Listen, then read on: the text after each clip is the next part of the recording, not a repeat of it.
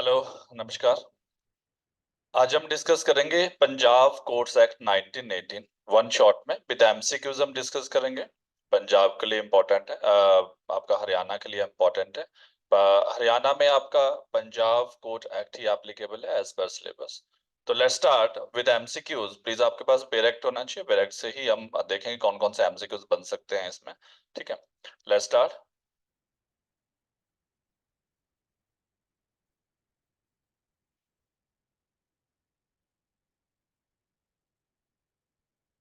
ठीक है, Punjab court act 1918 हम विद एमसीक्यूज हमने रेडी किया। ये एमसीक्यूज इसके साथ ही होंगे, सेक्शन के साथ बिल्कुल नीचे एमसीक्यूज है इसमें। देखो, सबसे पहले जो बन सकता है, receive the assent of the lieutenant governor of the Punjab 13 May 1980। तो मार्क कर लो, ये आपका एमसीक्यूज बन सकता है, ऐसे क्वेश्चन आ सकता है that the governor general governor general general का कब है? 20 जून 1918 and was first publish in official gadget. किसको पब्लिश कब किया गया था ऑफिशियल गैजेट में? तो वह 12 जुलाई 1918। ठीक है, 12 जुलाई 19 वन या टू क्वेश्चन या थ्री क्वेश्चन आ सकते हैं आपको यहाँ से, आपका पंजाब में। ठीक है, पंजाब कोर्ट एक्ट से आपका हरियाणा में। देन नेक्स्ट यहाँ से क्वेश्चन बन सकता है आपका, देखो जैसे यहाँ पे क्वेश्चन बनाए भी है, when did Punjab court act receive the assent of lieutenant. तो आंसर इज 13 मई 19। ठीक है, इतना 1918। तो इस तरह से आप हमने इसको रेडी किया, हर एक सेक्शन के नीचे सब डिस्कस करेंगे अब। When did the Punjab Court Act receive the assent of excellence of Viceroy Governor General? ठीक है, तो 12 जून 1918। ठीक है, आप मार्क कर दो अपने बेरेक्ट में, जहां जहां मैं अब हाईलाइट कर रहा हूँ चीजों को। ठीक है, वही वही आपने करने हैं, वही इंपॉर्टेंट है आपका एग्जाम पर्पस से, प्रीलिम पर्पस से। When did the Punjab Court Act 1980 publish, कब पब्लिश हुआ था ऑफिशियल गैजेट में? तो देन आपका 12 जुलाई 1918 को। देखो यहाँ पे क्या है कि आपका 12 जून को ये जो गवर्नर जनरल की उनकी 12 जून को, 12 जून को असेंट मिली थी, एंड देन 12 जुलाई को पब्लिश किया, 12 जुलाई को पब्लिश किया गया था। तो इस तरह से भी इसको आप याद कर सकते हैं। Then now this act extend to the short and extend, this act may be called the Punjab Court Act extend to Haryana. देखो पंजाब कोर्ट एक्ट ही हरियाणा में चलता है, लेकिन हरियाणा के अंदर अब कुछ एक प्रोविजन है जो ऐड ऑन हुए हैं, हरियाणा के लिए ही बेसिकली वो एप्लीकेबल होते हैं, पंजाब में नहीं।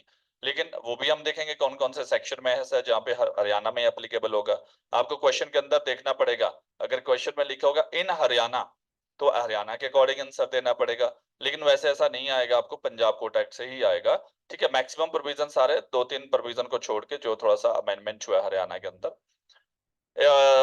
Punjab court act 1918 extend to be, extend to be only Punjab, क्योंकि हरियाणा में अपना एक्ट, हरियाणा कोर्ट एक्ट है, और 2021 में उसमें अमेंडमेंट भी हुआ, और 19 आपका उसको जो वर्ड पंजाब को सब्स्टिट्यूट किया गया था 1968 में। ठीक है, वहां पे हरियाणा लिख दिया इन्होंने। Clear? Then definition clause, definition से भी आपको आ सकता है ये डेफिनेशन, ये वो बात करें definition, this expression Punjab court act 1914 means what was published as Punjab court act 1914 part in Punjab gazette देता है। ठीक है, पंजाब कोर्ट एक्ट पर 1914 था, उससे आफ्टर दैट आपका ये Punjab court act 1918। Then enactment, ये आपने देख लेना, डायरेक्ट रीडिंग है, ज्यादा कुछ नहीं इससे नहीं आने वाला। देन नेक्स्ट इज जो प्रिलिमिनरी है आपका definition clause, chapter number 1 part 2। Definition clause है, ठीक है, स्मॉल कॉज, ये small cause means a suit of nature of suit of nature cognizable by court of small cause, court of small cause cause under the provincial small cause court act. तो आपको court का नाम पूछा जा सकता है कि स्मॉल कॉज कोर्ट एक्ट 1887। ठीक है, तो इसको याद कर लेना, यहां से क्वेश्चन बन सकता है आपका। लैंड सूट, तो means a suit relating to land as defined section 4 clause 1 of the Punjab tenancy act. तो आपको यहाँ पे हमसे कौन सा एक्ट की बात कर रहा है जो डेफिनेशन में है सेक्शन 3 क्लॉज 2 की? तो वो कौन सा एक्ट है? पंजाब टेनेंसी एक्ट 1987, ये आपको मार्क कर लेना। Unclassed suit means a suit which is neither a small cause, ना तो वो स्मॉल कॉज का है और ना ही लैंड सूट है, उसको क्या बोलेंगे? आपका आपका unclassed suit. Value used with reference to the suit means the amount of value of the subject matter of the suit. Clear है? चार ही डेफिनेशन है इसके अंदर। देखो इसके एमसीक्यूज क्या बन सकते हैं। सेक्शन 3 क्लॉज 2 3 क्लॉज 2 किससे डील करता है? तो 3 क्लॉज 2 डील करता है लैंड एंड सूट, ठीक है, land and suit. Then definition of unclassed suit, अभी तक मैंने बोला डेफिनेशन अनक्लास सूट, कौन अनक्लास सूट की डेफिनेशन कहाँ पे दी है? बिल्कुल 4 में आपका 3 में आपका दी होगी, 3 क्लॉज 3 में अनक्लास सूट की डेफिनेशन दिया है, ठीक है। तो इस तरह से आपका एमसीक्यूज बन सकते हैं। डेफिनेशन ऑफ वैल्यू, वैल्यू कौन से है? 3 क्लॉज 4 में आपका वैल्यू दिया है, ठीक है, इसमें डी आंसर होगा। Clear? Then as per section 3 clause 2 suit means, अब सूट मींस, सूट मैंने आपको बताया सूट क्या, ऑल अप अबव। अब देखो suit means suit relating to the land as defined in the tenancy act, suit relating to the right in such land, उस land में जो राइट है, या suit relating to interest in such land, right plus interest, किसी का right है किसी का इंटरेस्ट है उस लैंड में, तो वो सूट माना जाता है। तो आंसर क्या होगा? एप्रोप्रिएट आंसर यहाँ पे ऑल अप अबव आंसर होगा, ठीक है। As per section 3 clause 3 unclassed suit means, C आएगा, जो ना तो स्मॉल कॉज है ना ही लैंड सूट है, उसको क्या बोले? अनक्लास्ड बोलेंगे, ठीक है, ना तो वो स्मॉल कॉज है ना ही लैंड सूट है, तो सी होगा, neither a small cause not a land suit, ठीक है। As per section 3 clause 4 value means, ठीक है, वैल्यू में सूट की जो वैल्यू है उसके बारे में बात कर रहा है, तो यहाँ पे ए होगा, अमाउंट और value of the subject matter of the suit, amount और वैल्यू दोनों चीजें, अमाउंट और value of the subject matter of the suit, ठीक है। 4 ही एमसीक्यूज बने, 4-5 आप यहाँ से डेफिनेशन से कवर कर सकते हैं उसको।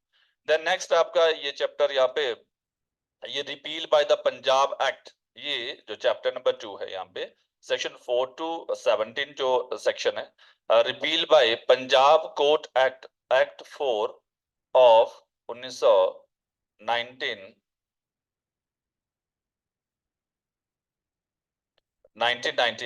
ठीक है।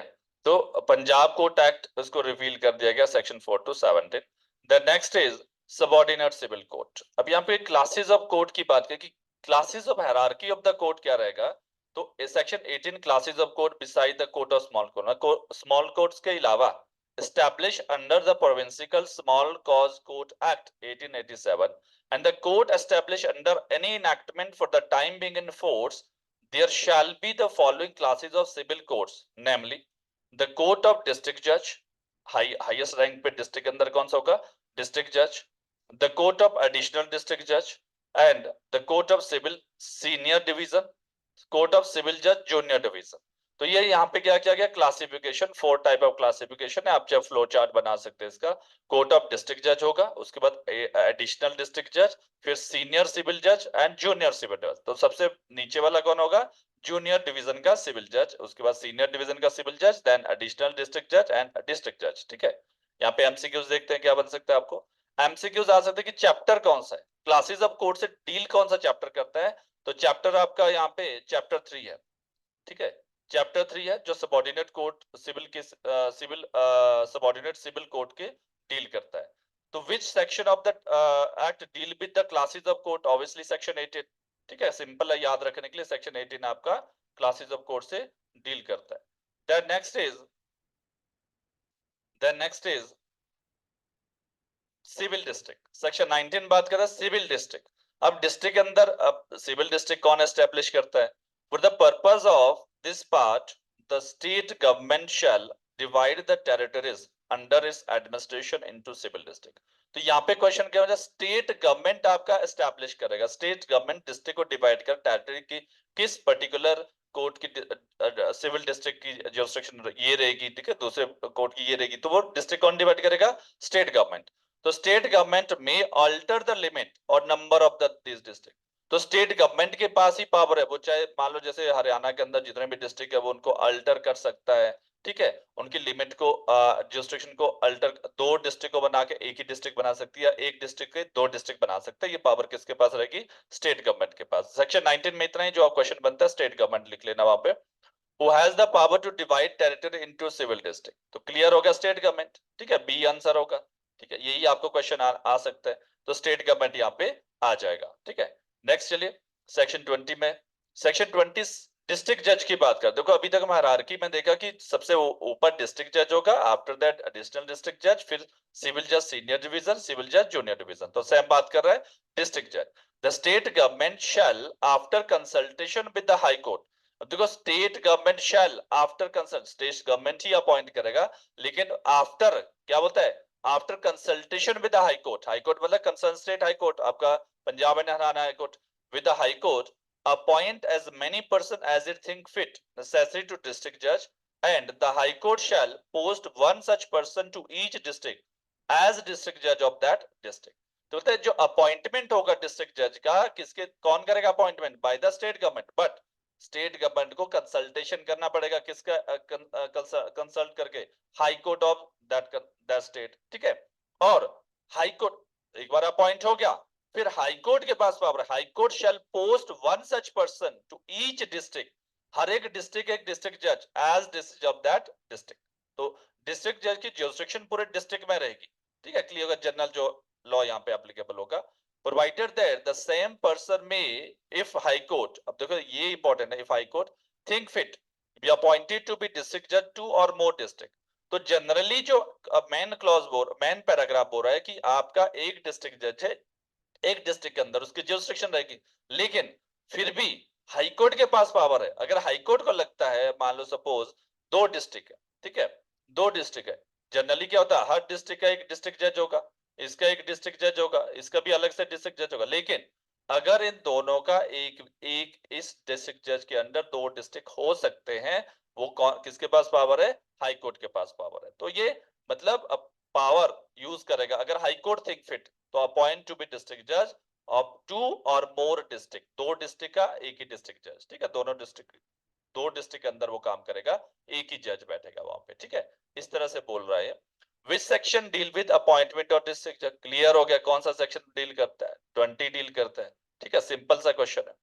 Who has the power to appoint district judge, किसके पास पावर है डिस्ट्रिक्ट जज इन पंजाब, अब अगर पंजाब की बात करो, हरियाणा की बात करो, तो state government, sorry state government in Punjab, state government, एक मिनट इसको करेक्ट कर लेते हैं, सेक्शन 20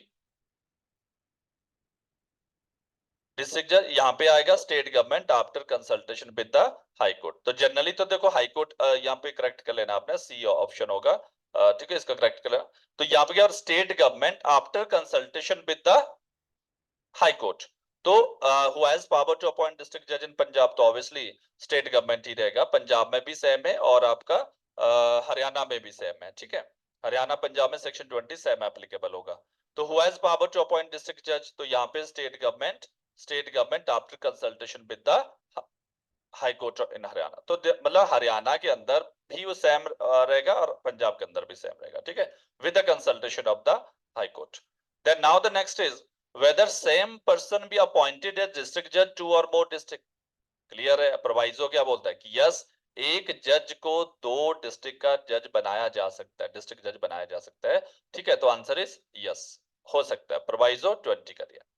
देन 21 में आपका एडिशनल डिस्ट्रिक्ट जज की बात कर रहा है, द स्टेट गवर्नमेंट, इसमें भी बात कर रहा है, state government may after consultation with the high court also appoint as many person as it think necessary to be additional district judge, and the high court may post as additional district judge to exercise jurisdiction one or more court of district judge, ठीक है।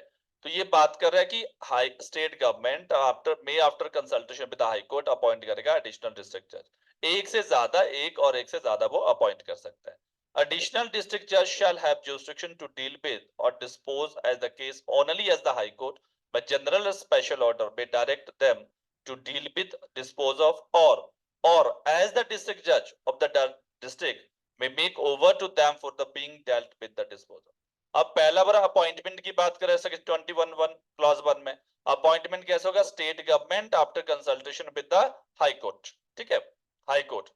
Then second thing बात कर रहे हैं कि jurisdiction कहाँ होगी उसकी, उसको केस कैसे डील करेगा। देखो जनरली क्या होता है, डिस्ट्रिक्ट के अंदर डिस्ट्रिक्ट जज हेड होगा, तो आप डायरेक्ट केस एडिशनल डिस्ट्रिक्ट जज के पास फाइल नहीं करोगे अनलेस अनटिल जब तक उसको स्पेशल पावर ना दे रखी हो।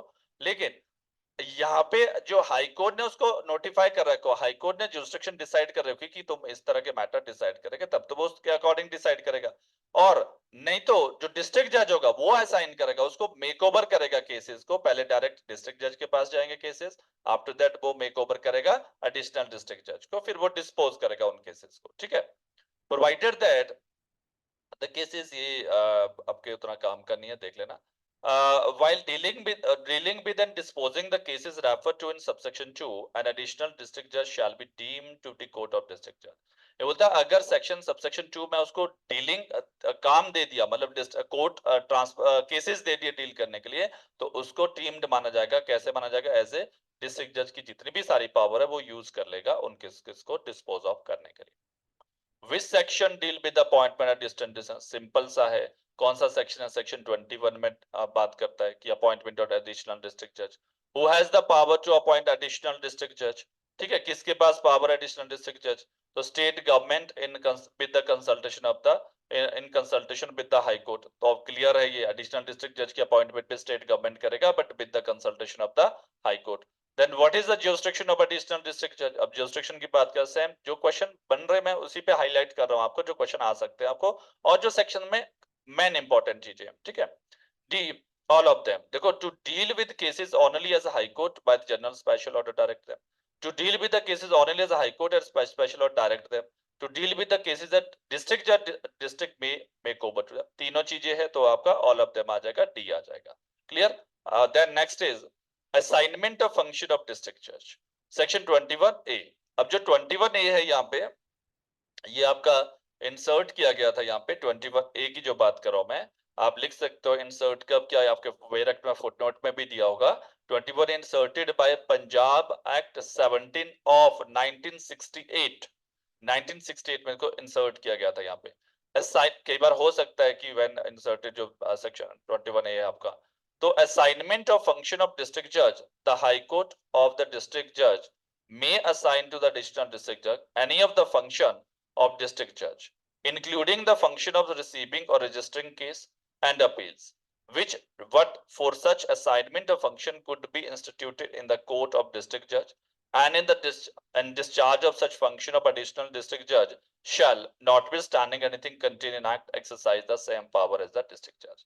बोलता है कि असाइनमेंट कब करेगा, लेकिन जो डिस्ट्रिक्ट जज की जो फंक्शन है उसका असाइनमेंट कौन करेगा? यहाँ पे हाई कोर्ट और डिस्ट्रिक्ट कोर्ट. ठीक है, हाई कोर्ट और डिस्ट्रिक्ट कोर्ट उसको असाइन करेगा फंक्शन. किस चीज के लिए?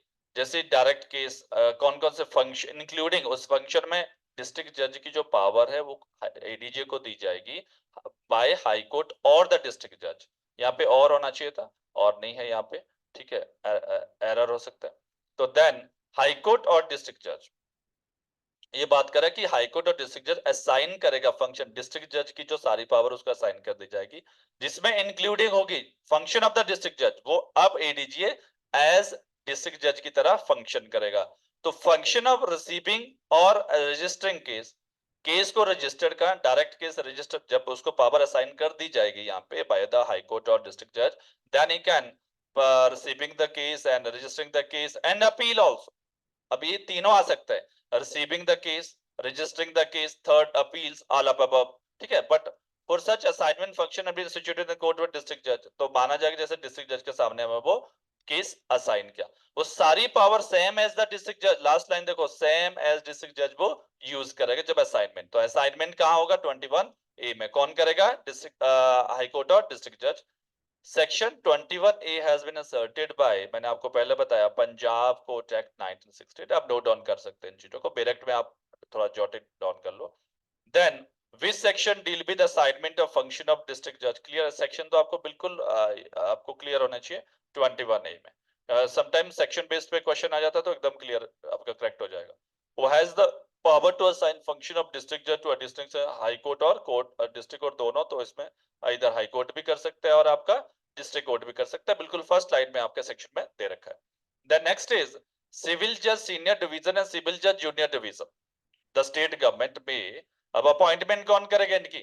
जो सिविल जज सीनियर डिवीजन, हमने देखो सेक्शन 18 में बोला classes of courts, first district जज, एडिशनल डिस्ट्रिक्ट जज, एंड देन आपका सिविल जज सीनियर डिवीजन, सिविल जज जूनियर. आप एक फ्लो चार्ट बना दो इसका, और फिर सारे प्रोविजन डिस्ट्रिक्ट जज के क्या क्या फंक्शन है, कौन अपॉइंट करता है उसके साथ लिख लो. एडिशनल डिस्ट्रिक्ट जज के कौन फंक्शन करता है, कौन अपॉइंट करता है, वो एक साथ लिख सकते हैं. बाकी इस तरह से फ्लो चार्ट आप बना सकते हैं ताकि एक ही पेज में आपका सारा कवर हो जाए. ठीक है, द स्टेट गवर्नमेंट, अब कौन अपॉइंट करा, state government may after consultation with high court, same है, fix the number of civil जज सीनियर डिवीजन एंड सिविल जज junior division to be appointed, उनके अपॉइंटमेंट भी कौन करेगा, स्टेट गवर्नमेंट ही करेगा with the consultation of the high court. The high court may confer on any judicial magistrate to power of such class of civil judge, जो judicial magistrate, देखो जब भी appointed civil जज कब जुडिशियल मैजिस्ट्रेट होता है, तो एंड सिविल जज senior division as it may be deemed fit exercise by judicial magistrate with in such local area as high court may be defined. अब उसका लोकल एरिया कौन define करेगा, हाई कोर्ट डिफाइन करेगा, कहाँ पे तुमने बैठना है, कहाँ पे तुम पावर यूज करोगे, किस लिमिट में, किस लोकल लिमिट में तुमने पावर यूज करनी, किसकी बात करें, सिविल जज की और जुडिशियल मैजिस्ट्रेट की बात करें, ठीक है। देन क्वेश्चन क्या बन सकता है यहाँ पे, which section deal with the आपका सिविल जज सीनियर डिवीजन और सिविल जज जूनियर डिवीजन, तो सेक्शन कौन सा आपका 22 है, क्लियर है, सेक्शन आपको याद करना है। Who has the power to fix the number of civil judges to appoint, कौन फिक्स नंबर करेगा सिविल जज अपॉइंट, तो state government after consultation with the high court, कौन करेगा, state government after consultation with the high court, clear हो गया, same इतना ही यहाँ पे काफी है आपका। देन सेक्शन 23 आपके रिपील किया गया, रिपील का देख लेना ये सेक्शन कौन सा है। The next is section 24, district court to be principal civil court of original jurisdiction, ठीक है। The court of the district judge shall be deemed to be district court or principal civil court of original jurisdiction in the district, तो एक district के अंदर principal civil court कौन सा होगा, district के अंदर, मैं स्टेट की बात नहीं कर, स्टेट के अंदर बहुत सारे डिस्ट्रिक्ट होते हैं, एक डिस्ट्रिक्ट के अंदर कौन सा सिविल कोर्ट होगा, प्रिंसिपल सिविल कोर्ट कौन सा होगा, डिस्ट्रिक्ट कोर्ट, उसको डिस्ट्रिक्ट कोर्ट बोला जाएगा, और प्रिंसिपल सिविल कोर्ट भी, प्रिंसिपल सिविल कोर्ट नहीं, principal civil court, original jurisdiction of the district, clear हो गया। Which section deal with principal court of original jurisdiction, clear है, सेक्शन 24 बात कर रहा है, सेक्शन आपको देखना है यहाँ पे, principal of civil court to be original jurisdiction is, कौन है, is court of civil, senior division भी नहीं है, जूनियर डिवीजन नहीं है, कौन है यहाँ पे, कोर्ट ऑफ डिस्ट्रिक्ट जज, तो डिस्ट्रिक्ट जज को आपका आपका क्या बोला गया, प्रिंसिपल सिविल कोर्ट, ये यहाँ पे क्वेश्चन बन सकता है आपका। Then next is 25, section 25, original jurisdiction of district जज इन द सूट, कि ओरिजिनल जुरिस्डिक्शन कितनी है उसकी, except as otherwise provided by any enactment for time being enforced, the court of district judge shall have jurisdiction in original civil suit without limit as regard the value, ठीक है। 25 एक बार देख लेते हैं हरियाणा में क्या है, और 25 हाँ क्लियर है कि without is limit of regard the value, मतलब कोई लिमिट नहीं है रिगार्ड्स वैल्यू की, यहाँ पे लिमिट नहीं है, तो उसकी जस्ट आपकी लिमिट, पैक्यूनरी कोई लिमिट नहीं यहाँ पे फिक्स नहीं करी है यहाँ पे सेक्शन 25 में, तो डिस्ट्रिक्ट जज यहाँ पे एक तरह से without limit as regard the value, ठीक है। Then which section deal with the original jurisdiction civil district, तो क्लियर है, सेक्शन पूछ रहा है यहाँ पे, सेक्शन 25 बात करें। The next is pecuniary limit of jurisdiction of civil जज सीनियर डिवीजन, अब ये पैक्यूनरी जुरिस्डिक्शन 25 में था, यहाँ पे डिस्ट्रिक्ट जज की पैक्यूनरी लिमिट की बात की गई है ओरिजिनल जुरिस्डिक्शन की, एंड देन जो सिविल जज सीनियर डिवीजन और सिविल जज जूनियर डिवीजन की पैक्यूनरी की जुरिस्डिक्शन की बात कहाँ की गई, the jurisdiction to be exercised in original civil suit as regard the value by any person appointed to be civil judge senior division and shall be determined by the high court, तो उनकी पैक्यूनरी limit को कौन decide करेगा, high court decide करेगा, कहाँ पे दिया, section 26 में दे रखा है, तो which deal with the pecuniary limit of jurisdiction, आपको यहाँ क्वेश्चन आ सकता है, तो सेक्शन 26 होगा आपका C option. What is the pecuniary limit of district जज, तो यहाँ पे ऐसा कुछ दिया नहीं है कि 3 लाख 5 लाख, ठीक है, तो क्या लिखना, except otherwise provided by the enactment with any without any limit, ये कौन डिसाइड करेगा, हाई कोर्ट डिसाइड करेगा, और यहाँ पे क्वेश्चन बन सकता है आपका, कौन डिसाइड करेगा, हाई कोर्ट डिसाइड करेगा। Who has the power to determine pecuniary limit और जुरिस्डिक्शन ऑफ सबऑर्डिनेट जज, दैट इज कौन है, हाई कोर्ट डिसाइड करेगा, क्लियर, ये क्वेश्चन यहाँ से आपको बन सकते हैं। The next is 27 local limit, ये टेरिटरी की बात करें, देखो अभी तक हम पैक्यूनरी 25 में पैक्यूनरी की बात की, 26 पैक्यूनरी जुरिस्डिक्शन वैल्यू के अकॉर्डिंग डिसाइड होगा। Then local limit of jurisdiction of civil जज सीनियर डिवीजन एंड सिविल जज junior division shall be bye such as high court में डिफाइन, तो लोकल लिमिट भी उनकी कौन डिफाइन करेगा, हाई कोर्ट ही डिफाइन करेगा, हाई कोर्ट ही उनकी जुरिस्डिक्शन डिसाइड करेगा किस कोर्ट की कहां तक की जुरिस्डिक्शन होगी, कि किस एरिया किस लोकल टेरिटरी में वो डिसाइड कर सकता है केस, कौन डिसाइड करेगा, high court. When the high court post of civil जज सीनियर डिवीजन एंड सिविल जज junior division to district, the local limit of district shall in absence of any direction to the contrary be deemed to be local limit of his jurisdiction, ठीक है, अगर मान लो absence को local limit मतलब किसी district की ही मानी जाएगी अगर उसको स्पेसिफाइड डिफाइन नहीं करा हो, तो हाई कोर्ट ही डिसाइड करेगा यहाँ पे। Which section deal with the local limit or jurisdiction of civil judge, senior division, civil judge, junior division? तो सेक्शन क्लियर है, सेक्शन आपको बिल्कुल याद होना चाहिए, सेक्शन 27 है। Then who has the power to define the local limit or jurisdiction of civil judge, senior division, civil judge, junior division? कौन define करेगा इनकी लिमिट को? हाई कोर्ट डिफाइन करेगा। ये आपको एमसीक्यूज क्वेश्चन यहाँ पर बन सकता है, ठीक है। स्पेशल जजेस एंड बेंचेस, अब कई बार क्या होता है, स्पेशल जजेस क्या अपॉइंट कर रहा है कि बेंचेस, जैसे बेंचेस क्या होता है, जब मोर देन वन जब जजेस बैठते हैं एक साथ, उसको बेंच बोला जाएगा। The state government may after consultation with the high court appoint any person to be honorary civil judge senior division and civil judge junior division, and the high court may confer on such judge all or any of power of conferable under this act on a civil judge senior division and civil judge junior division with respect to particular class of suits, with respect to particular class of suit, with respect to suit or with respect to suit generally in any local area. Sometime क्या होता है, कोई particular class of suit है उसको decide करना है, उसके लिए हम स्पेशल जज अपॉइंट करते हैं, तो कौन करेगा? State government may after consultation the high court, और हाई कोर्ट उसको पावर यहाँ पे कन्फर करेगा, ठीक है। स्टेट गवर्नमेंट में डायरेक्ट, अब सेकंड क्लॉज होता है, state government may direct any uneven number of the person invested with power of the same description and exercisable with the same local area under this section sit together as a bench, मतलब एक साथ बैठेंगे, मतलब uneven number में वो seat एक साथ बैठेंगे किसी मैटर को डिसाइड करने के लिए। Those power shall, while the direction remain in force, be exercised by the bench so constituted and not otherwise. The decision of majority, अब देखो जब भी बेंच बैठता है तो मेजोरिटी का डिसीजन, मान लो 3% बैठे तो 2-1 का रेशियो रहेगा, ठीक है। जो मेजोरिटी होगा वो आपका यहाँ पे क्या होगा, मेजोरिटी वाला उसको हम ज्यादा प्रेफरेंस देंगे, ठीक है। Member of the bench constituted under this section shall be deemed to be decision of the bench. तो जो मेजोरिटी में ज्यादा है, मान लो अगर 5 है, 5 जज बेंच है, 5 जज यहाँ पे अपॉइंट किए गए हैं, ठीक है, इस सेक्शन के अंदर सिविल जज को, तो इन दैट एक साथ वो मैटर को डिसाइड करके special class of the suit है, एक स्पेशल एरिया में वो डिसाइड कर रहे हैं, ठीक है। तो वहां पे अगर मान लो 4 एक तरफ है, एक तरफ है, 3 एक तरफ है, 2 एक तरफ, 3 वाले जो जैसा 3 वाले बोल रहे हैं, अगर वो अलाउ करने के लिए बोल रहे हैं तो अलाउड होगा, अगर डिसमिस के लिए डिसमिस होगा, क्योंकि मेजोरिटी यहाँ पे मैटर करेगी, ठीक है। क्लियर हो गया। देन क्वेश्चन क्या बन सकता है यहाँ पे, which section deal with appointment special जज और बेंचेस? स्पेशल जज और बेंचेस कहाँ पे अपॉइंटमेंट होगा, तो सेक्शन कौन से आपका, सेक्शन 28 होगा, 28 है, ठीक है। Who has the power to appoint special judge or benches? किसके पास पावर है? State government after consultation with the High Court. So state government ही करेगा after consultation with the High Court. Person appointed special judge or bench shall be deemed to be a subordinate judge. तो रहेंगे तो वो subordinate judge ही रहेंगे, ठीक है, subordinate judge. Power to invest civil judge senior division and civil judge junior division with small cause court jurisdiction. अब देखो civil जज सीनियर डिवीजन, सिविल जज जूनियर डिवीजन, देखो उनको पावर दी जाए किसके, स्मॉल कॉज कोर्ट की जुरिस्डिक्शन। द हाई कोर्ट में बाय नोटिफिकेशन, हाई कौन देगा, हाई कोर्ट में bye notification official gadget confer with in such local limit as it think fit upon any civil जज सीनियर डिवीजन, एनी सिविल जज junior division the jurisdiction of जजेस of court of small cause, तो उनको power दी जाएगी किसके, ताकि वो court of small causes के अंदर वो एक्सरसाइज कर सके पावर, उनका जो केसेस है वो डिसाइड कर सके।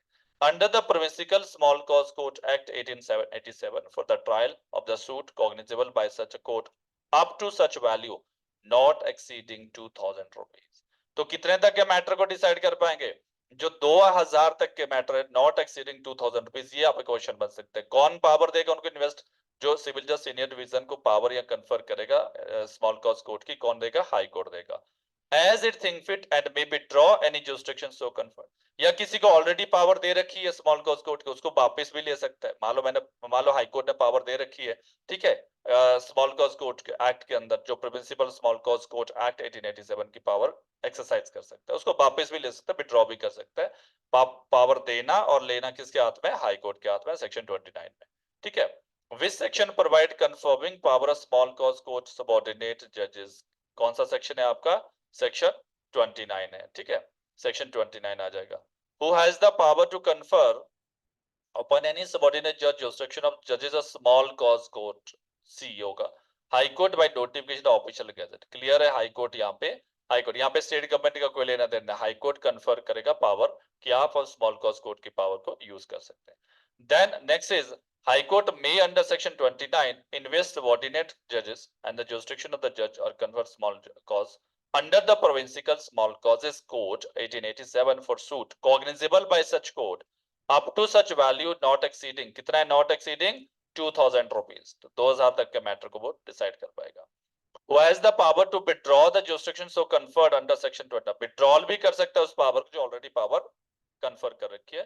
किसके पास है? High court. पावर देने की पावर भी है हाई कोर्ट के पास है, और पावर लेने की भी आपका हाई कोर्ट के पास। ठीक है। Then next is section 30 exercise. देखो एक तरह से आपका रिवीजन हो रहा है, अगर आप इसको साथ साथ में करते रहोगे पूरा बेरक टका रिवाइज हो जाएगा, पूरे एमसीक्यूज आपके रिवाइज हो जाएंगे, और ये आपको प्रीलिम्स के लिए हेल्प होगा। जब आप प्रीलिम्स दोगे तो आपको वहां पे फायदा इसका होने वाला है। Section 30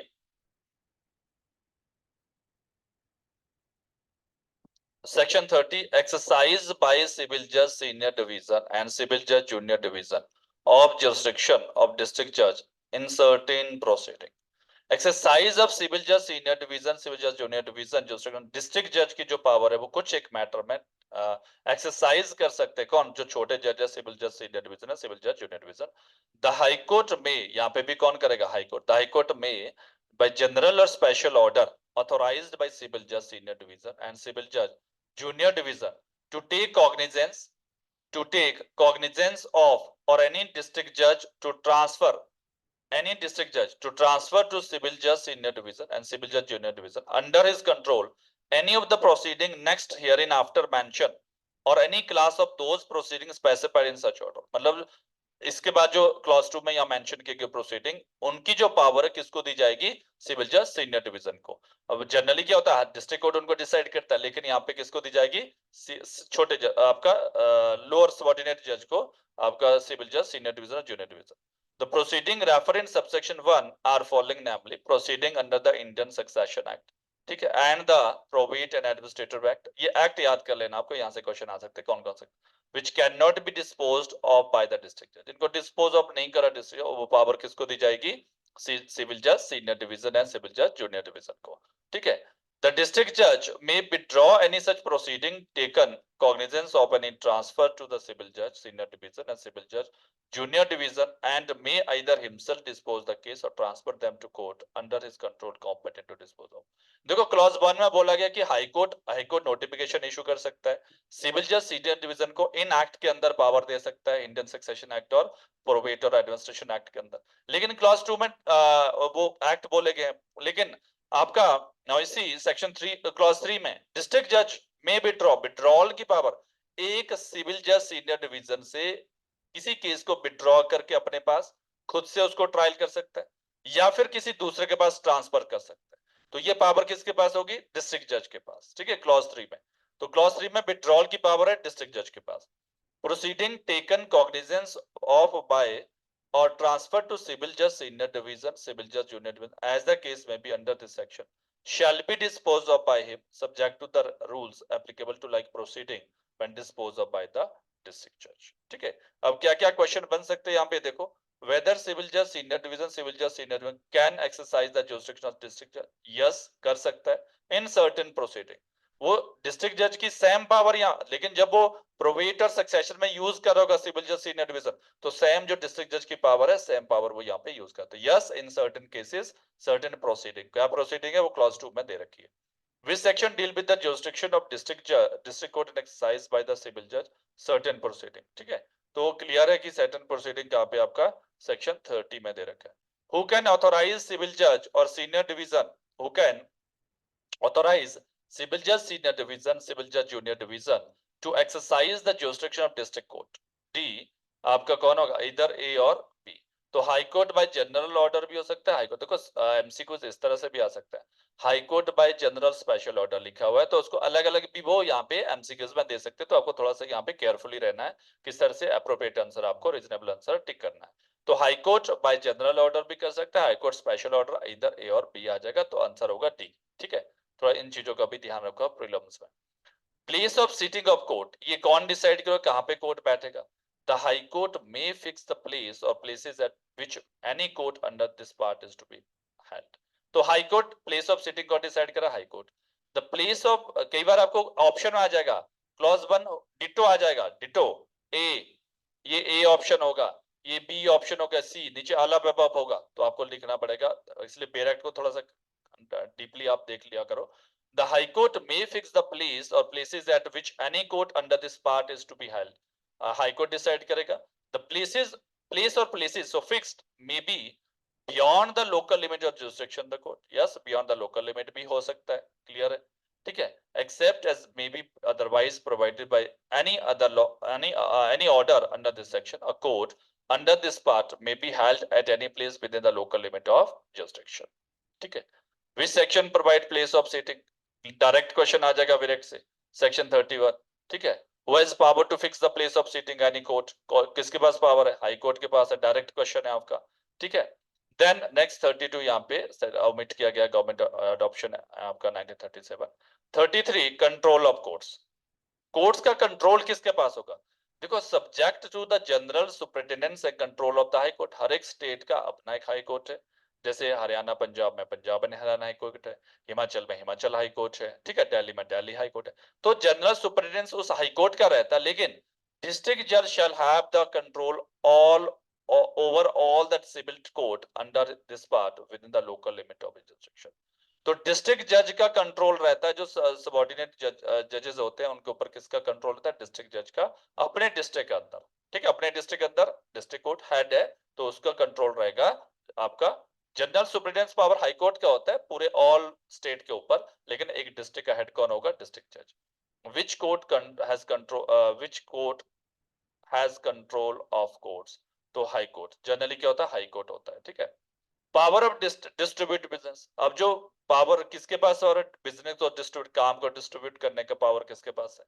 section 34. पहला क्वेश्चन ये बन सकता है आपके. सेक्शन 34 है, notwithstanding anything contained in a code of civil procedure, कि मतलब अगर सीपीसी में दे रखा है तो उसके एवरी डिस्ट्रिक्ट जज may be return order direct that any civil business की बात करें, क्योंकि कोर्ट ऑफ, ठीक है, cognizable by this his court and the court under his control shall be distributed among such court in such manner as think fit. तो कौन करेगा business को डिस्ट्रीब्यूट? सिविल डिस्ट्रिक्ट जज करेगा. कौन करेगा? सिविल बिजनेस को डिस्ट्रीब्यूट कौन करेगा? डिस्ट्रिक्ट जज. तो दैट इज अ क्वेश्चन है, ये क्वेश्चन बन सकता है. provided that no direction issued under this section shall empower any court to exercise any power to deal with any business beyond the limit of jurisdiction. तो clear है कि district जज अपने ही डिस्ट्रिक्ट टेरिटरी के अंदर वो बिजनेस को distribute कर सकता है, लेकिन बियॉन्ड नहीं कर सकता है, ठीक है. No direction business beyond the limit. मैंने हाईलाइट कर रखे हैं, हाईलाइट को आप भी थोड़ा बाहर कर लो, कोई साइन लगा लो, ठीक है. Who has the power to distribute the business of court? किसके पास पावर है?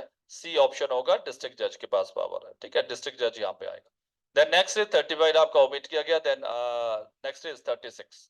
Power of fine to fine ministerial officer, ठीक है. मिनिस्ट्रियल ऑफिसर आपका कौन से ऑफिसर हो गए? मिनिस्टर जो वर्क करते हैं कोर्ट में, जैसे सुपरिटेंडेंट हो गया, कोई और जो ऑफिशियल होते हैं, उनके ऊपर अगर वो को मिसबिहेव करता है, काम नहीं करते, तो उनके ऊपर कितना फाइन लगेगा? वो 36 में दे रखा है. तो डिस्ट्रिक्ट कोर्ट और any court under the control of district court में fine in the amount not exceeding 1 month salary. ये क्वेश्चन बन जाएगा, कितना फाइन लग जाएगा उनके अन्य मिनिस्ट्रियल ऑफिसर पे? 1 मंथ सैलरी. उनकी कितना कट जाएगा फाइन में? 1 मंथ सैलरी. अब जितनी भी सैलरी हो सकती है वो कट सकती है यहाँ पे, ठीक है. Then any ministerial officer of the court for misconduct of neglect and performance of his duty. अगर क्यों फाइन ऐसे नहीं कि फाइन अपना डिटेक्टरशिप रहेगा या अपना पावर यूज करेंगे, फाइन तब लगेगा अगर वो person misconduct of neglect and performance of his duty, तभी फाइन लगाएगा. फाइन कितना रहेगा? 1 मंथ सैलरी. ये नोट कर लेना, एमसीक्यूज बन जाएगा.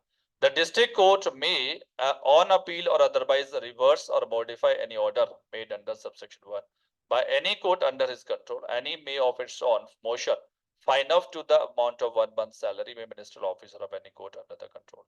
लेकिन ऐसा नहीं है कि मान लो एनी कोर्ट जिसने जो डिस्ट्रिक्ट कोर्ट के अंदर जो कंट्रोल में है कोई कोर्ट, उसने फाइन इम्पोज किया 1 मंथ सैलरी, तो अपील कर सकता है डिस्ट्रिक्ट कोर्ट के पास, और डिस्ट्रिक्ट कोर्ट इसको मॉडिफाई अल्टर कर सकता है, रिवर्स भी कर सकता है कि अगर वो सेट असाइड कर सकता है उस ऑर्डर को, ठीक है।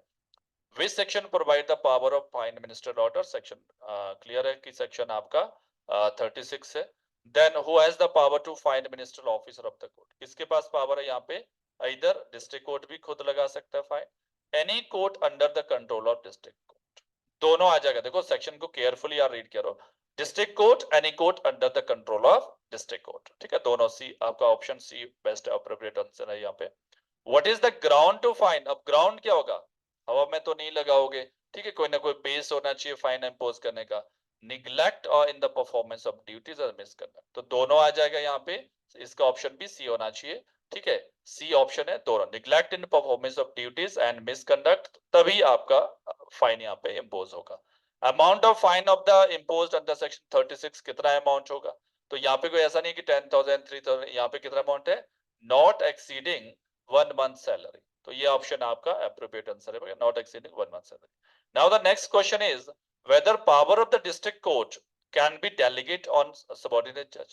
क्या जो डिस्ट्रिक्ट कोर्ट की पावर उसको डेलीगेट किया जाएगा किसको? सबॉर्डिनेट जजेस पे। Answer is yes, that is given in the section 37 of the Punjab court act. तो डेलीगेशन ऑफ डिस्ट्रिक्ट जज पावर, डेलीगेशन ऑफ डिस्ट्रिक्ट जज पावर और डिस्ट्रिक्ट कोर्ट, अब कौन करेगा? डिस्ट्रिक्ट कोर्ट में with the previous consent sanction of the high court. ये ध्यान रखना, डिस्ट्रिक्ट कोर्ट अपनी पावर को डेलीगेट कर सकता है अपने सबॉर्डिनेट कोर्ट सबॉर्डिनेट जजेस को, लेकिन उसको प्रीवियस पहले सैंक्शन लेना होगा। किसकी सैंक्शन? हाई कोर्ट की। Delegate to any substituted for the word local government and Punjab etcetera. District power conferred to district court में भी सेक्शन 30, ठीक है, exercised by the civil judge and civil judge junior division in any specified portion of district subject to the control of the district। Control में तो district जज के ही रहेगा, लेकिन यस वो अपनी पावर को डेलीगेट कर सकता है with the consultation of the high court. तो which section provide delegation of district जज पावर? तो कौन प्रोवाइड करता है? सेक्शन 37। सेक्शन क्लियर है आपका, डायरेक्टली आपका सेक्शन क्लियर होना चाहिए। Then who can delegate the power of district judge on subordinate judge, that is civil judge junior division, civil judge senior division, ठीक है। तो कौन करेगा यहाँ पे? District court with previous sanction of the high court. तो ये आपके बेरक से बिल्कुल डायरेक्ट बेरक से ये क्वेश्चन आपका बन जाता है। कौन का? District court with previous sanction of the high court. Then next is chapter number आपका 4 है, appellate and revisional jurisdiction of the court. कई बार ना आपको चैप्टर इन छोटे-छोटे जो आपका कंटेंट पे कमांड रखो, अपना इंडेक्स पे देखो, इंडेक्स पे आपके नजर होनी चाहिए, इंडेक्स रिवाइज करो, सेवरल टाइप इंडेक्स को रिवाइज करो। उससे क्या होगा, आपको जो सेक्शन है वो याद हो जाएगा, सेक्शन लर्न हो जाएंगे आपको, उसके चैप्टर नंबर, उसकी हेडिंग याद कर लो। एमसीक्यूज ऐसे ही बनते हैं आपके, एमसीक्यूज क्वेश्चन कई बार चैप्टर नंबर से ही पूछा जा सकता है। अपील फ्रॉम डिस्ट्रिक्ट जज और एडिशनल जज, अब बोलता है एडिशनल डिस्ट्रिक्ट जज और डिस्ट्रिक्ट जज की अपील कहाँ पे फाइल करोगे? Save as otherwise provided by any enactment time in force, an appeal from a decree or order of the district judge or additional district judge exercising original jurisdiction shall lie to the high court। बोलता district जज जो original jurisdiction में decide करता है को matter, मान लो direct case आपने district जज के पास फाइल किया, सिविल केस फाइल किया, या फिर एडिशनल डिस्ट्रिक्ट जज, उनकी जो अपील है वो कहां पे जाएगी? हाई कोर्ट में फाइल करोगे अपील आपका, ठीक है। An appeal shall not lie to the High Court from a decree or order of the additional district judge in a case which, if decree or order has been made by district judge, an appeal would not lie।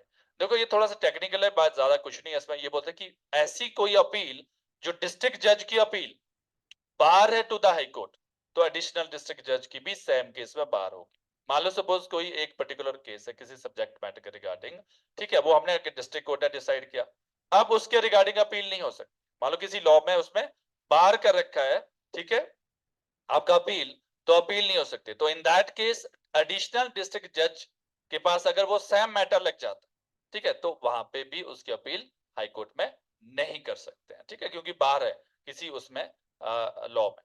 Then next is question क्या बन जाएगा यहाँ पे? Which chapter of the Punjab Court Act 1918 deal with the appellate or revisional jurisdiction? C chapter 4 आ जाएगा, ठीक है। In Punjab, appeal from decree or order subordinate judge where value is suit did not exceed 5 lakh would lies to आपका district judge। अब ये थोड़ा सा ध्यान रखना है यहाँ पे, आपका सेक्शन पंजाब एंड हरियाणा में दोनों जगह डिफरेंट है यहाँ पे ये चीजें।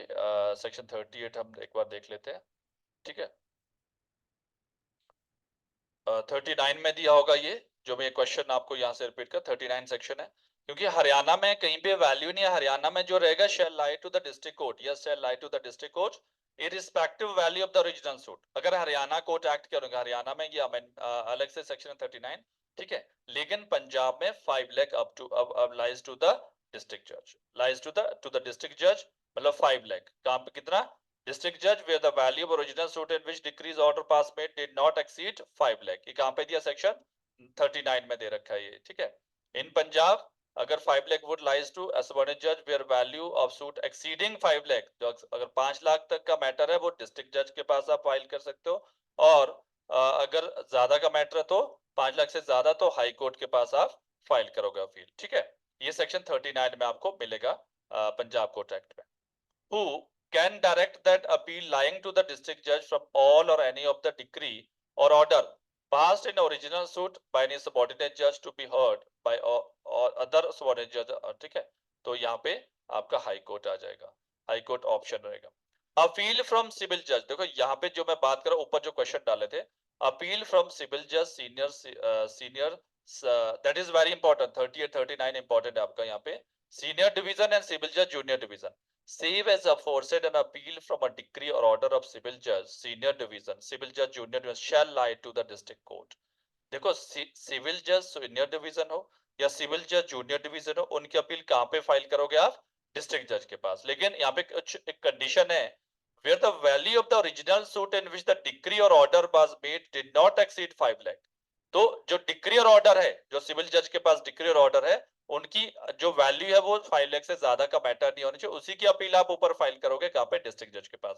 लेकिन अगर 5 लाख से ज्यादा का मैटर है, जो सिविल जज ने डिसाइड किया 5 लाख से ज्यादा का मैटर है, तो कहाँ पे जाएगा? हाई कोर्ट के पास जाएगी अपील, फिर आपका डिस्ट्रिक्ट जज के पास नहीं। तो ये नोट कर लेना, इंपॉर्टेंट है यहाँ पे सेक्शन आपका। Except hereinafter provided all the appeal pending in the High Court, the value of the which does not exceed 20,000 rupees, then transferred to the district judge exercise ordinary territorial jurisdiction of such appeal। Except hereinafter provided all appeal pending in the High Court, the value of such does not exceed 20,000, मतलब pending है high court के पास जिनकी value 20,000 से ज्यादा नहीं है, shall transfer to the district judge, उन सबको ट्रांसफर किया जाएगा डिस्ट्रिक्ट जज, डिस्ट्रिक्ट उनको डिसाइड करेगा, ठीक है। आपका यहाँ पे इंपॉर्टेंट था, the additional district judge shall hear only such appeal as the high court may by general special or direct or district judge may direct। yes high court तभी additional क्लियर है, additional district judge power कैसे use करता है? या तो high court उसको direct special order pass कर रखो या जनरल ऑर्डर पास कर, या डिस्ट्रिक्ट जज उसको केस मेक ओवर कर रखा है, तो ठीक है। The High Court may by notification, अब ये बोलते हैं High Court may by notification direct that appeal lying to the district court from all or any of the decree or order passed in the original suit by any civil judge senior division, civil judge junior division shall be preferred to such other civil judge senior division, civil judge junior division may be mentioned in the notification, and appeals shall thereupon be preferred accordingly, and the court of such other civil judge senior division, civil judge junior division shall be deemed to be district court, purpose of the appeal to be preferred। देखो high court के पास power एक notification issue कर सकता है। मान लो suppose कोई मान लो कोर्ट नंबर 1 है, सिविल जज है, उन्होंने कोई एक सूट फाइल कर सूट डिसाइड किया, डिक्री पास किया, उसकी अपील कहाँ जाएगी? डिस्ट्रिक्ट कोर्ट के पास। जनरल लॉ तो ये। अब मान लो हाई कोर्ट कर सकता है कि उस अपील को डिस्ट्रिक्ट जज ना डिसाइड करे, उसको ट्रांसफर कर देगा किसी और सिविल जज के पास, ठीक है। उस अपील सिविल जज भी अपील डिसाइड कर सकता है, लेकिन हाई कोर्ट ने अगर नोटिफिकेशन दे रखा है, अपनी अपील नहीं, किसी दूसरे सिविल जज की अपील को यहाँ पे वो ट्रांसफर कर देगा किसी दूसरे कोर्ट के पास, ठीक है। लाइक दिस एक बार हम देख सकते हैं ऐसे। मान लो सपोज ये डिस्ट्रिक्ट जज है आपका, ठीक है, डिस्ट्रिक्ट जज, इसके अंदर सिविल जज है, ये भी सिविल जज है। इस सिविल जज ने कोई सूट डिसाइड किया है, इसकी अपील कहाँ जाएगी? अगर 5 लाख तक का मैटर है, 5 लाख का मैटर तो डिस्ट्रिक्ट जज के पास जाएगी, और अगर एक्सीड 5 लाख है तो अब 5 लाख तक का मैटर है, कहाँ जाएगी? डिस्ट्रिक्ट जज। एक्सीडिंग 5 लाख है तो कहाँ जाएगी? हाई कोर्ट जाएगी। क्लियर हो गया? देन नाउ अब हाई कोर्ट यहाँ पे एक नोटिफिकेशन इशू कर सकता है कि जो ये अपील है ये डिस्ट्रिक्ट जज सुनेगा नहीं, ये किसके कौन सुनेगा, ये वाला सिविल जज, दूसरे सिविल जज को अपील डिसाइड करने की पावर दी जा सकती है, और जो ये सिविल जज है उसे सेम पावर यूज करेगा एज डिस्ट्रिक्ट जज, सेम पावर यूज करेगा एज डीम्ड एज डिस्ट्रिक्ट जज। देखो लास्ट लाइन का shall be deemed to be district court for the purpose of all appeals of prefer, जो भी अपील इसके पास प्रेफर की गई सिविल जज के पास, वो उस टाइम सारा डिस्ट्रिक्ट कोर्ट की तरह पावर यूज करेगा। then now the question is which section deal with the appeal from subordinate judge or civil judge, कौन से सेक्शन है, सेक्शन डील करता है 39 सेक्शन। देखो 38 39 दोनों इंपॉर्टेंट सेक्शन है, सेक्शन ही याद रख लो। और उसके अंदर इन Haryana appeal from decree or order subordinate judge would lie to district judge irrespective of value of the original suit। यहाँ पे क्या होगा, डी ऑप्शन होगा, बिकॉज डी इसलिए कि हरियाणा में थोड़ा चेंज है। अगर इस तरह से क्वेश्चन लिखा होगा इन हरियाणा, तो Haryana irrespective of value of original suit, Haryana में कोई वैल्यू नहीं दिया। अगर हरियाणा का आप डायरेक्ट देखोगे, हरियाणा में ये चेंज है यहाँ पे, तो कोई वैल्यू नहीं है, लेकिन पंजाब में वैल्यू है। In Haryana appeal would lie to additional district जज ओनली व्हेन डी, इसमें होगा इधर ए और B, high court by general special order या district court make over the case. Clear है, अभी हमने ऊपर देखा एडिशनल डिस्ट्रिक्ट जज उसको मेक ओवर कर, डिस्ट्रिक्ट जज मेक ओवर करेगा या स्पेशल ऑर्डर करेगा आपका हाई कोर्ट। क्योंकि ध्यान रखना आपने 38 39 इन हरियाणा या इन पंजाब देख लेना, उसमें अगर लिखा होगा क्वेश्चन के अंदर, तो पंजाब के अकॉर्डिंग डिस्ट्रिक्ट कोर्ट जाएगी सिविल जज की अपील नॉट एक्सीडिंग 5 लाख वाला सूट, और जो एक्सीडिंग 5 लाख तो हाई कोर्ट जाएगा। ठीक है, हरियाणा में ऐसा कोई respective the value district court। Section 40 power to transfer to civil judge senior division and civil judge junior division appeal from other civil judge senior division or civil judge junior division। यहाँ पे एक जज एक senior जज से civil जज से appeal transfer appeal from दूसरे सिविल जज से ट्रांसफर करने की पावर किसके पास है, डिस्ट्रिक्ट जज। और डिस्ट्रिक्ट जज मे transfer any appeal pending before him from the decree और ऑर्डर ऑफ द सिविल जज सीनियर डिवीजन एंड सिविल जज junior division to any other civil जज सीनियर डिवीजन और सिविल जज junior division under his administrative control competent to dispose of. ये बोलता है from him pending before him, मतलब district जज के पास कोई अपील पेंडिंग है, वो उसको डिसाइड करने के लिए किसी दूसरे सिविल जज के पास भी ट्रांसफर कर सकता है। अपने पास कोई डिस्ट्रिक्ट जज ये करेगा, अपने पास कोई अपील है उसको डिसाइड करने के लिए किसी दूसरे सिविल जज के पास, चाहे वो जूनियर डिवीजन सीनियर डिवीजन, उनके पास डिसाइड करने के लिए वो ट्रांसफर कर सकता है। The next is the district judge may withdraw an appeal to transfer and either hear and dispose of it himself or transfer it to court under his administrative control।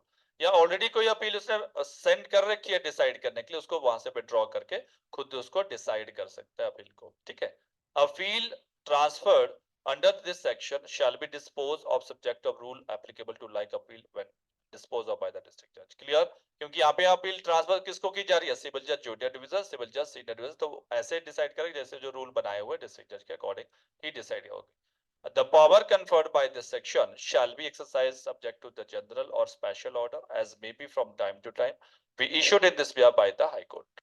High Court तो इस section के लिए जो power है rule बनाने की, ठीक है, वो किसके पास है, हाई कोर्ट के पास पावर है। ठीक है, who has the power to, question क्या बन सकता है आपका यहाँ पे, who has the power to transfer to civil judge senior division or junior division appeals from the other subordinate judge। appeal from the other subordinate judge किसके पास power है, तो डिस्ट्रिक्ट जज के पास पावर होगा।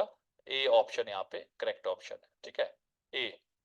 then which section provide power to district judge to transfer a civil judge senior division civil judge junior division appeals pending before him from the decree or order of subordinate judges। तो कौन सा section है, 40 section, ये भी important है आपका। The power conferred under section 40 district judge shall be exercised subject to आपका general special order of the high court. Clear है, सबसे लास्ट लाइन आपका दिया कि हाई कोर्ट यहाँ पे ऑर्डर रूल बना सकता है। ठीक है, कंट्रोल किस करेगा, हाई कोर्ट का।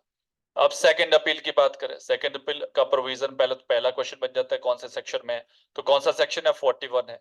N appeal shall lie to the high court. देखो सेकंड अपील किसके पास फाइल होगी, हाई कोर्ट के पास फाइल होगी। क्लियर है, सीपीसी में भी दिया सेकंड अपील किसके पास, high court. From every decree passed in appeal by any court subordinate to the high court on any of the following ground name. कुछ ग्राउंड भी दे रखे हैं यहाँ पे, क्या क्या ग्राउंड हो सकते हैं, that reason being contrary to law or to some custom or uses having the force of law। तो second appeal question of law पे ही आपका फाइल होगा, क्वेश्चन ऑफ फैक्ट पे नहीं होगा। लेकिन यस, यहाँ पे क्वेश्चन ऑफ लॉ, लेकिन पंजाब एंड हरियाणा में इसलिए कस्टमर यूजेस, क्योंकि वहां कस्टमरी लॉ भी एप्लीकेबल होता है। दैट्स व्हाई अगर कस्टमर यूजेस पे क्वेश्चन है फोर्स ऑफ लॉ, तो उस पे भी आप सेकंड अपील यहाँ पे फाइल हो सकती है। The decision having failed to determine some material issue of law और कस्टम और usages having with force of law, substantial error or defect in procedure provide the CPC by any other lawful time in force which may possibly have produced error defect in decision case upon merit। Merit पे ही decide होगा, ठीक है, चाहे CPC में कोई substantial error हो रहा है, डिफेक्ट या एनी अदर लॉ में। एक्सप्लेनेशन में वो क्लियर किया गया है, the question relating to existence of validity of customer uses shall be deemed question of law। तो जो ये क्वेश्चन आ सकता है आपको, कस्टम और यूजेस को क्या माना जाए, क्वेश्चन ऑफ फैक्ट नहीं होगा, वो क्वेश्चन ऑफ लॉ होगा, क्योंकि आपके second appeal substantial question of law पे ही आपका फाइल होता है, सीपीसी में भी होता है और यहाँ पे। लेकिन यहाँ पे कस्टमर यूजेस को यहाँ पे एक्स्ट्रा इंक्लूड किया गया, क्योंकि हरियाणा पंजाब में कस्टमरी लॉ एप्लीकेबल होता है, तो इस दैट्स व्हाई यहाँ पे कस्टमर यूजेस यहाँ पे ऐड ऑन किया है। An appeal may lie under this section shall appellate decree passed ex parte। तो ex parte डिक्री के अगेंस्ट भी सेकंड अपील यहाँ पे फाइल हो सकती है। देन क्वेश्चन क्या बन सकता है यहाँ पे, which section deal with second appeal, मैंने पहले बोला सेक्शन 41 है आपका, ठीक है। Second appeal lie to the, किसके पास सेकंड अपील फाइल करोगे, हाई कोर्ट में करोगे।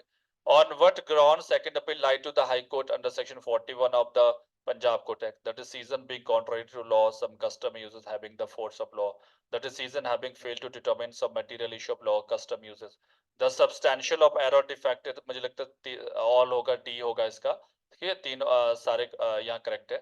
Section under section 41 1918 question relate to existence और validity of the custom, explanation से क्वेश्चन आ गया है, shall be question of law, उसको डीम्ड माना जाएगा question of law, not question of fact, ना ही मिक्स क्वेश्चन ऑफ फैक्ट और लॉ होगा, तो क्या होगा वो, shall be question of law, clear, ठीक है। इन Chandigarh jurisdiction high court under 41 is to entertain a second appeal which involves, ठीक है, सब्सटेंशियल क्वेश्चन, तो अच्छा चंडीगढ़ हो चाहे हरियाणा पंजाब कहीं भी हो, तो आपका सब्सटेंशियल क्वेश्चन ऑफ लॉ पे ही यहाँ पे डिसाइड होगा।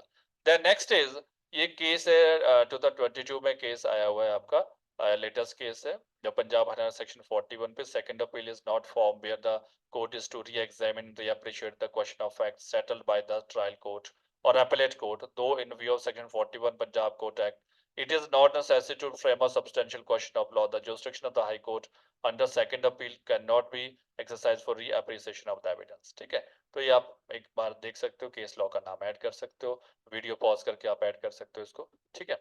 Then next is second appeal on no other ground, ये बोलते हैं सेकंड अपील जो सेक्शन 41 में मेंशन है उसी ग्राउंड पे आप फाइल होगा, इसके अलावा किसी भी ग्राउंड पे सेकंड अपील फाइल नहीं हो सकती है, सेक्शन 42 में क्लियर लिखा गया।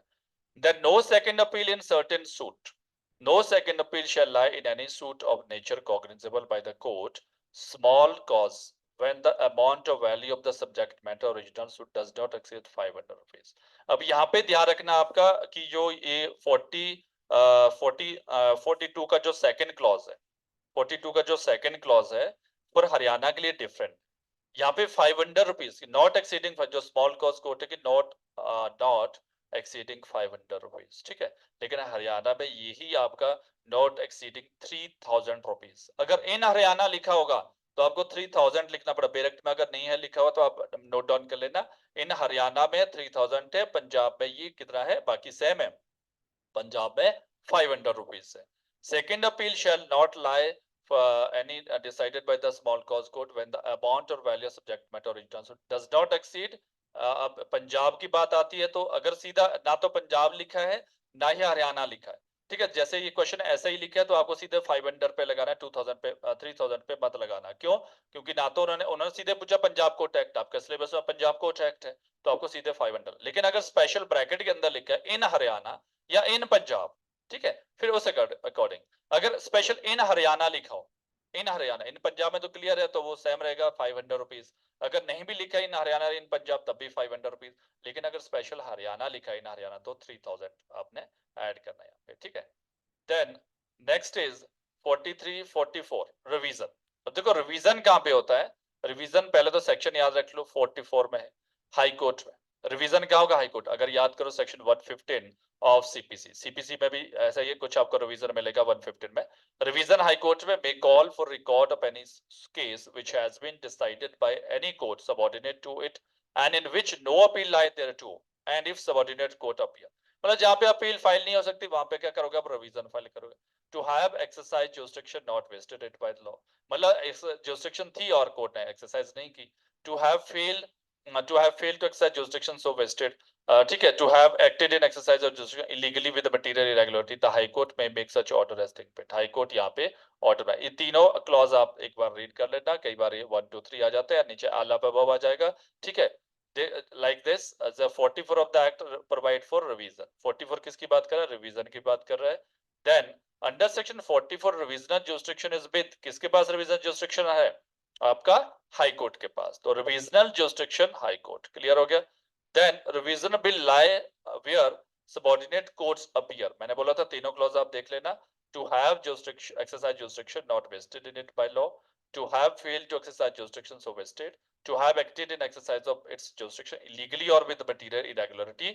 तो ये और डी ऑप्शन होगा इधर, चाहे इन तीनों में से कोई सा भी हो, कोई सा भी हो तो वो एप्लीकेबल रिवीजन फाइल हो सकता है। Revision under section 41 will not lie in case from where appeal lies against the interlocutory order। सी आएगा, वो दोनों में interlocutory order में रिवीजन अप्लाई नहीं होगा, ना ही जहां अपील फाइल करते वहां रिवीजन की क्या जरूरत है फिर, ठीक है। Then now period of limitation 44A period of limitation की बात कर रहे हैं आपका 44A of the act. The period of limitation for appeal under section 41 this partial 90 days. Appeal file करने के लिए कितना टाइम पीरियड है आपके पास? 41 के अंदर अपील कितना टाइम पीरियड है आपके पास?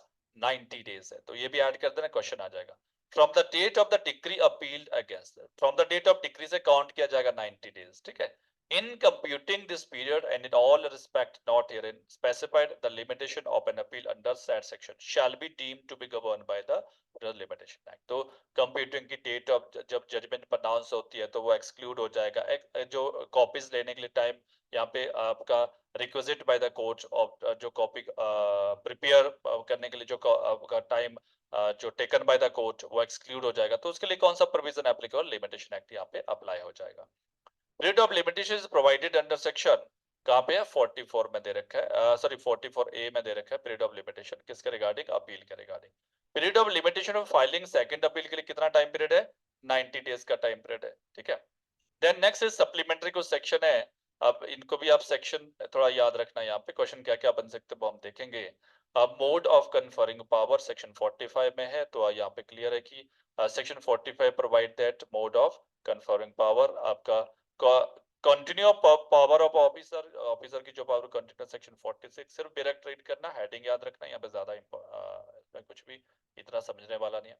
46 यहाँ से क्वेश्चन आ सकता है रिगार्डिंग पिटिशनर राइटर के रिगार्डिंग जो रूल बनाता है फ्रॉम द टर्म को लाइसेंस जो ग्रांट करता है वो कौन करता है? हाई कोर्ट करता है। ये क्वेश्चन आपको यहाँ से आ सकता है। द हाई कोर्ट में from time to time make rule consistent with this act and any other enactment of time being enforced declaring what person shall be permitted to act a petitioner writer. आपने देखा court परिसर में petitioner writer बैठे होते हैं, document writer, उनको जो licence है वो डिसाइड कौन करता है? कोर्ट करता है। In the court subordinate thereto regulating the issue licence, उनको जो लाइसेंस इशू करने हैं, conduct of business by them and scale of fees charged by, जो भी फीस हो डिसाइड वो सारा कौन हाई कोर्ट डिसाइड करेगा। determining the authority of which branches of rule shall be investigated and penalty, अगर कोई ब्रीच करता है रूल को, ठीक है, कोर्ट में मान लो 20 रुपीज फीस डिसाइड किया और वो 100 रुपीज ले रहे हैं, तो अगर ब्रीच करता है उस पर इम्पोज कौन करेगा? जो रूल के अकॉर्डिंग हाई कोर्ट डिसाइड। तो ये तीनों चीजें आप एक बार देख लेना। पहले पिटिशनर राइटर कौन, किस पर्सन को ग्रांट किया जाए, परमिट किया जाए सबऑर्डिनेट कोर्ट, सेकंड लाइसेंस को, और जो पेनल्टी अगर ब्रीच करता है तो पेनल्टी भी हाई कोर्ट ही डिसाइड करेगा। 46 से the provision related to petitioner writer section 46 A आ जाएगा आपका, ठीक है। आपका डी ऑप्शन रहेगा। Who has the power to make provision regarding petitioner writer vis-a-vis conduct of scale fees to charge by them, penalty in case of breach etc. under Punjab Court Act को किसके पास है? High court के पास power है, ठीक है। Then now next is that is also important, आपका यहाँ से भी क्वेश्चन बन जाता है। The control of list of holidays, ठीक है, control of list of holidays subject to such general order as may be made by the state government, the high court shall prepare high court जो list of holiday की होती है high court ही prepare करेगा। Observance in each year holiday civil जज, यहाँ से आ सकता है कि कौन प्रिपेयर करता है, high court. Every list shall be publish in official gazette, ठीक है। Then next is who shall prepare list of holiday under Punjab court act, ठीक है, द हाई कोर्ट, ठीक है, क्लियर हो गया। Then next is 41A regarding the pending proceeding, यहाँ पे देख लेना 41A of the Punjab court act provides provision of regarding pending proceeding के रिगार्डिंग है, बस इतना सा आ सकता है आपको। बाकी 49 इतना इंपॉर्टेंट नहीं है, यहाँ से कोई सेक्शन टेबल है। तो दिस इज ऑल अबाउट आपका पंजाब कोर्ट एक्ट हमने कंप्लीट कर दिया। आप इसको एक बार फिर से रिवाइज कर सकते हो, ठीक है। देखो क्या होता है कि जब आप बार बार किसी चीज को सुनते बार बार रिवाइज करते हो आपको याद रह जाती है। यहाँ पे छोटे एक्ट में क्या करना है, पंजाब के लिए स्पेशली आपने क्या करना है, क्योंकि सभी देखो फोकस करते हैं सीआरपीसी आईपीसी, वो तो सभी कर रहे हैं, लेकिन आपको एक्स्ट्रा कैसे लाना, कंपटीशन है, 30-40 हजार लोग होंगे पेपर देने के लिए, तो आपको क्या करना है, मान लो कि 2 क्वेश्चन भी आता है यहाँ से पंजाब कोर्ट एक्ट से, 2 क्वेश्चन भी आपके लिए वेरी इंपॉर्टेंट है। अगर सीपीसी आप में आप जितना मर्जी दो दो एक आधा गलत हो ही जाएगा, लेकिन यहाँ पे क्या होता है बिल्कुल इजिली आप उसको ग्रैब कर सकते हो, वो सारी चीजें कवर कर सकते हैं। अब 10 डेज जो आपके पास बचे, जो लास्ट 10 डेज अभी आपका 3 मार्च को पेपर है, ठीक है, इन 10 डेज में आपकी कंसिस्टेंसी मैटर करते हैं। इससे पहले आप, ठीक है, जैसे हमारे साथ अगर अगर आप जुड़े होंगे तो आपने टेस्ट सीरीज पर प्रॉपर्ली कर रहे होगे। आज मुझे लगता है 40 टेस्ट पेपर है हरियाणा के लिए, 40वां टेस्ट पेपर है, और बीच में मॉक टेस्ट भी हमने किए, और सब्जेक्ट वाइज है। अब सेकंड टाइम रिवीजन भी हमने शुरू कर लिया है, ठीक है, वो ऐप पे आप देख सकते हो। लेकिन अब मेन चीज है इन 10 डेज के अंदर आपको कंसिस्टेंट रहना, एक रिवीजन एटलीस्ट आपका 10 डेज में लगना चाहिए, ठीक है। और एक रिवीजन सारे सब्जेक्ट में, कोई फ्रस्ट्रेशन नहीं होती, आप ये नहीं सोचो कि इतने दिनों से पढ़ रहे हैं तो हमें सब कुछ आता है। नो, अब लास्ट के 10 डेज वेरी इंपॉर्टेंट। समटाइम्स सब पर्सन क्या करते हैं कि वो अभी तक बहुत अच्छे से स्टडी कर रहे थे और लास्ट में क्या करते हैं 10 डेज में थोड़ा मस्ती कर लेते हैं, उतना ज्यादा फोकस नहीं। अब ज्यादा फोकस कर उन पर्टिकुलर स्मार्ट स्टडी पे फोकस करना है। आपको इंडेक्स देखो, छोटे छोटे act, sale of goods act, partnership index देखो, उनके बेरक देखो, कभी भी 10 मिनट के लिए देख लो, ठीक है। उससे क्या होगा, सेक्शन पे नजर जाएगी, कुछ पॉइंट पीरियड है, कहीं पे अमेंडमेंट हुआ है, उन अमेंडमेंट को एक जगह बना लो, सीआरपीसी का अमेंडमेंट है, आईपीसी का अमेंडमेंट है, एविडेंस का एविडेंस, एक जगह बना लो, उनके इनैक्टमेंट डेट, अमेंडमेंट की date with effect from date, ये सारी चीजें, और केस लॉ, ठीक है, हिंदू लॉ के केस लॉ, ठीक है, एविडेंस में कोई इंपॉर्टेंट केस लॉ है, आईपीएस में, उनकी लिस्ट प्रिपेयर होनी चाहिए आपके पास, उन लिस्ट को बार बार देखो, ठीक है। उससे क्या होगा, प्रीलिम्स वेरी इंपॉर्टेंट। अब मेंस में मान लो आपने बहुत अच्छी प्रिपरेशन कर रखी है, अगर प्रीलिम्स हुआ मेंस आप नहीं दे पाओगे, तो इसलिए फोकस आप प्रीलिम्स पे करो, प्रीलिम्स आपका अगर होगा तभी आप मेंस दे पाओगे, अगर बिना प्रीलिम्स के मेंस नहीं दे सकते हैं। पंजाब हरियाणा में आपने फोकस करना है, देखो वहां पे आपका जो मेजर सब्जेक्ट है उसमें तो आएगा ही आएगा, लेकिन 3-3 4-4 क्वेश्चन, सोगा, पार्टनरशिप, ठीक है, कोर्ट एक्ट, रेंट, रेंट बिल्कुल छोटा सा है, 24 सेक्शन है, ठीक है, उनको बार बार देखो, उसके पॉइंट बना लो, बुलेट पॉइंट बना दो, बनाए होंगे आप लोगों ने, अगर तो हमारे साथ कर रहे हो तो आप बनाए होंगे। रेंट एक्ट का भी मैं इसी तरह से एक रिवीजन करवाऊंगा, वन शॉट रिवीजन, जिसमें एमसीक्यूज साथ में होंगे ताकि आपको थोड़ा इजी हो जाएगा। ये एमसीक्यूज ऐप पे मिल जाएगी, पीडीएफ आपको ऐप पे मिल जाती है, तो देन आप वहां से भी उसको एक बार रीड कर सकते हैं, रिवीजन कर सकते हैं, ठीक है। तो आप 10 डेज में कंसिस्टेंसी मत छोड़ना, 10 डेज वेरी इंपॉर्टेंट आपके लिए प्रीलिम्स के लिए। आफ्टर 10 डेज कौन बोलेगा आपको पढ़ने के लिए, अगर प्रीलिम्स हो जाता है फिर मेंस के लिए करो तैयारी, मेंस में फिर सिलेक्टेड प्रिपरेशन होती है मेंस के लिए ना, लेकिन प्रीलिम्स में माइनर्स डिटेल वाली आपको बिल्कुल छोटे छोटे पॉइंट भी आपको पता होने चाहिए, सेक्शन क्वेश्चन का सेक्शन पता होना चाहिए, ऑब्जेक्ट ऑफ द जो सेक्शन है क्यों बना, एक लेमन लैंग्वेज और सेक्शन के बारे में पता होना चाहिए। देखो क्वेश्चन आपका सेक्शन बेस पे भी आएंगे, और कॉन्सेप्ट बेस पे भी क्वेश्चन आएंगे, ठीक है, अमेंडमेंट बेस पे भी क्वेश्चन आएंगे, ठीक है, केस लॉ पे भी क्वेश्चन आएंगे, तो ये सारी चीजें, कुछ डेट पीरियड वगैरह पे क्वेश्चन आ सकते हैं, तो आपको थ्रू आउट और प्रीवियस ईयर क्वेश्चन पेपर देखो, 2-3 साल के क्वेश्चन पेपर देखो, उसका ट्रेंड पता चलता है, किस क्वेश्चन किस सब्जेक्ट से किस तरह के क्वेश्चन, किस तरह के, मान लो जैसे सीपीसी बहुत बड़ा है, 51 ऑर्डर है, तो सारे 51 ऑर्डर से क्वेश्चन नहीं पुट किए जाते हैं, लेकिन वहां पे कुछ इंपॉर्टेंट है उसी से। लेकिन अगर टेस्ट सीरीज कर रहे हैं तो आपको सारी चीजें वहां मिल जाएगी, टेस्ट सीरीज में बिल्कुल सिलेक्टिव करके बनाए हुए हैं टेस्ट पेपर। और मैं मतलब जैसे अपने टेस्ट सीरीज हिमाचल के लिए भी शुरू की थी, तो 90 बच्चे खुद ही बोल रहे थे कि 90-95% वहीं से आया था, ठीक है। तो अभी भी हो सकता है, देखते हैं कितना आता है, तो बट मेरा अगर आपने प्रॉपर फॉलो ऑफ प्लान किया होगा तो मैक्सिमम आपको कवर हो जाएगा टेस्ट सीरीज, ठीक है। Thank you.